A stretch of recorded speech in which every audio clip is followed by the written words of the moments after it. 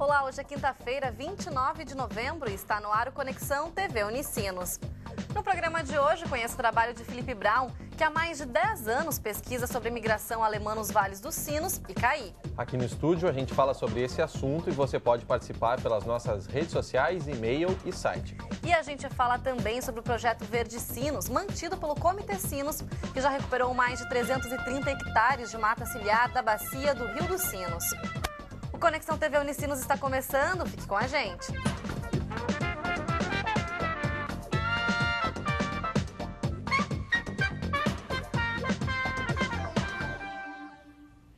O Conexão de hoje começa falando sobre um jovem de Novo Hamburgo de 25 anos que dedica grande parte da vida a estudar sobre imigração alemã nos vales dos Sinos e Caí. E os frutos de 11 anos de pesquisa são 5 livros sobre o assunto. O primeiro, intitulado Histórias da Imigração Alemã no Sul do Brasil, foi publicado em 2010. É isso mesmo, e a nossa equipe foi conhecer um pouco mais sobre o trabalho dele. Acompanhe na reportagem. Fotos tiradas há mais de 100 anos. Poses que revelam costumes e gostos. Retratos que contam histórias. O passado de muitas famílias descendentes de alemães poderia ter sido deixado de lado se não fosse o interesse desse jovem em resgatá-lo. Ainda cedo, com 14 anos, Felipe Braun sentiu curiosidade em saber mais sobre o legado de sua família. A minha avó paterna, ela morava conosco e quando faleceu, eu fiquei com uma caixa de fotografias antigas que era dela e não sabia quem eram os que estavam ali retratados. Então, busquei, visitando parentes, busquei identificar essas imagens e descobri também material de outras famílias. Esse foi o primeiro passo de 11 anos de pesquisa sobre imigração alemã nos vales dos Sinos e Caí.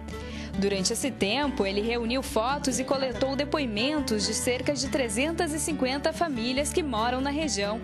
Hoje, com 25 anos, o jornalista e escritor já tem 5 livros publicados sobre o assunto. As fotografias, eu penso que a melhor forma de preservá-las é publicá-las.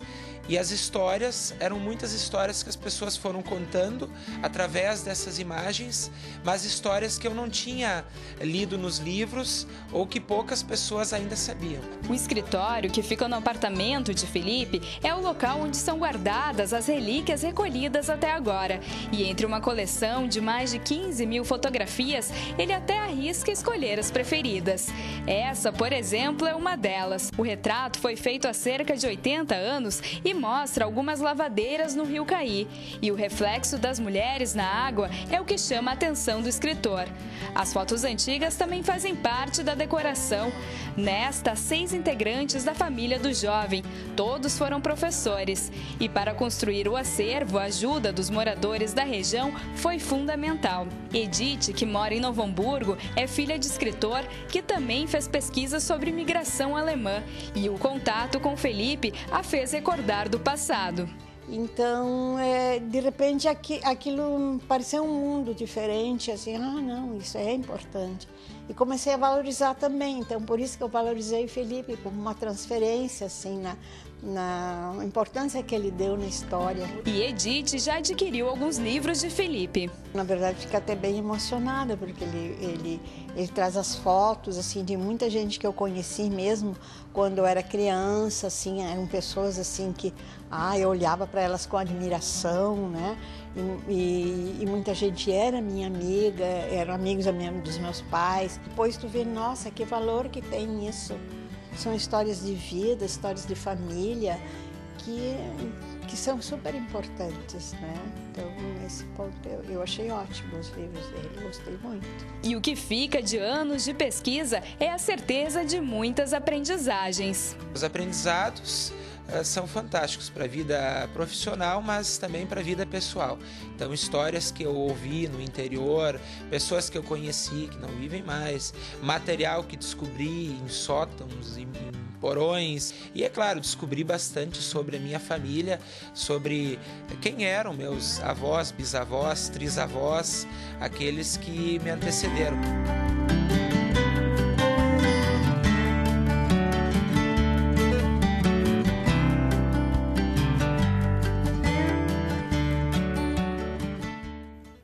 próximo passo de Felipe é aprofundar as pesquisas no Vale do Taquari.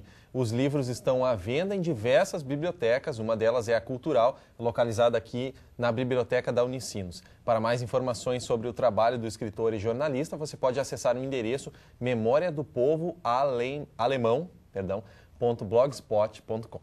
E a gente segue falando sobre a imigração alemã aqui no Conexão, e para isso nós recebemos aqui no estúdio a Isabel Arendt, professora do curso de História da Unicinos e assistente de pesquisa do Memorial Jesuíta da Universidade, também com a gente Arthur Rambo, que é pesquisador do Memorial, e Márcio Link, diretor e historiador do Museu Visconde de São Leopoldo. Olá, sejam bem-vindos ao Conexão. Tudo bem? Olá, tudo bem. Professora, para a gente poder começar essa conversa, que importância a senhora vê nas pessoas se interessarem pela cultura local, por onde elas vivem e poder fazer um pouco desse resgate? Isso é de extrema importância, com certeza, né? O que essas pessoas têm a nos trazer, né? De toda a sua contribuição, de toda a sua vivência, é muito rico e pode servir para a gente registrar essa história, para que isso não se perca de alguma forma, né? Isso para posteridade, né? E inclusive servir de base para estudos, né? Então, pensando daqui 50, 100 anos, né? Ou muito mais. Então, é uma cultura, claro, muito dinâmica, acho que aí é o conceito que a gente tem que discutir, e que está aí, a gente precisa acompanhar essa dinamicidade, né? Entendê-la e aceitar toda essa variação e as diversas ressignificações que se faz dentro de uma cultura, né? Bom, e dentro de tantas transformações, professor Arthur Rambo, como é que as pessoas elas podem se apropriar dessas informações e não deixar que esse legado morra realmente? Não, essas informações estão todas elas guardadas em fontes, em documentos, em monumentos, em prédios, em última análise, em tudo aquilo, de todas as maneiras como costumam ser guardados e registrados na história as memórias de um povo ou de um grupo de pessoas. Então, basicamente, essas informações estão nos acervos documentais, que estão guardados em diversos lugares. Na Unicinos nós temos um grande acervo documental sobre a imigração alemã. O Museu de São Leopoldo é um grande, tem talvez a mais rica de todas as coleções e conjuntos, especificamente sobre a imigração alemã e a colonização alemã e a trajetória histórica dessa imigração aqui no Sul e a sua importância dentro do contexto da formação regional. Porque, afinal de contas, o grupo os descendentes de imigrantes alemães, chamados assim em termos gerais, ocupam mais ou menos, em termos numéricos, 1/3 da população do Rio Grande do Sul, a outro terço são de origem italiana e outro terço de origem luso-açoriana, com aquelas minorias de poloneses, rumenos, tem de tudo, lituanos e uma série de outras pequenas minorias, holandesas também, que vieram no decorrer desses últimos século e meio para o Rio Grande do Sul. Então, o resgate dessa memória ela é possível através dos registros, que podem ser escritos, podem ser em monumentos, podem ser em edifícios, podem ser em prédios, etc., onde se perpetuam as características dessa imigração para cá. E para a gente saber um pouquinho mais em termos históricos, Márcio, explica para a gente então as datas, né? A partir de quando que esses imigrantes alemães eles chegaram aqui na região, começaram a se instaurar e aí construir tudo que a gente sabe posterior a isso. Sim, as primeiras famílias, né, se deram a partir de 1824, né, a partir de 25 de julho, quando chegaram aqui em São Leopoldo, vieram se instalar na antiga Real Feitoria do Olinho do Cânhamo, que hoje é a Casa do Imigrante, transformada em museu a partir de 1984. E um registro, uma memória muito importante, que marca tanto a presença portuguesa, né, até então, naquele espaço ali, naquele empreendimento da coroa portuguesa, quanto depois por ser símbolo, e até hoje, né, de memória da chegada dos imigrantes alemães. É claro que essa casa depois ocorreu transformações, ela foi adaptada, né, a um estilo germânico, né, de arquitetura. Enfim, colocaram um enxaimel nela na década de 40, quando então Teodomiro Porto da Fonseca, o prefeito da época, adquiriu a casa já com a intenção de transformar em museu. Naquele momento a casa serviu como escola, né, até o início dos anos 80, quando aí foi transformada em museu e passou para a administração do Museu Histórico Visconde de São Leopoldo. Então, além da Casa do Imigrante como símbolo, o próprio Museu Histórico Visconde de São Leopoldo é uma referência já nesses seus 53 anos de existência em relação a esse material que está lá dentro, que é muito rico, são mais de 250 mil documentos. Desde as pessoas doaram esses materiais que estão lá, né? Isso, sim, Márcio? A maior parte do acervo que tem lá são fruto de doações da comunidade e também da região como um todo, assim, né? Que tem cerca de mais ou menos uns 35 mil objetos, se for somar todos eles, né? Além dos 250 mil documentos, um acervo fotográfico de mais de 14 mil fotografias, uma biblioteca com 19 mil livros, temos lá, em termos não só de imigração alemã, mas história do Rio Grande do Sul, enfim, história de São Leopoldo. Temos que levar em conta a São Leopoldo antiga, né, que abrangia praticamente grande parte dos municípios da bacia do Vale do Rio dos Sinos, né, fizeram parte da história inicial de São Leopoldo. Então, todo esse acervo está guardado lá. É um acervo do ponto de vista da administração pública e também do ponto de vista do cotidiano das pessoas em relação à sua vivência diária, né, nas suas casas, enfim. Esse objeto tem essa variedade muito rica lá dentro, né, além dos documentos que servem como fonte de pesquisa. Eu queria saber da professora quais foram os motivos da vinda dos alemães aqui para a nossa região, para o estado.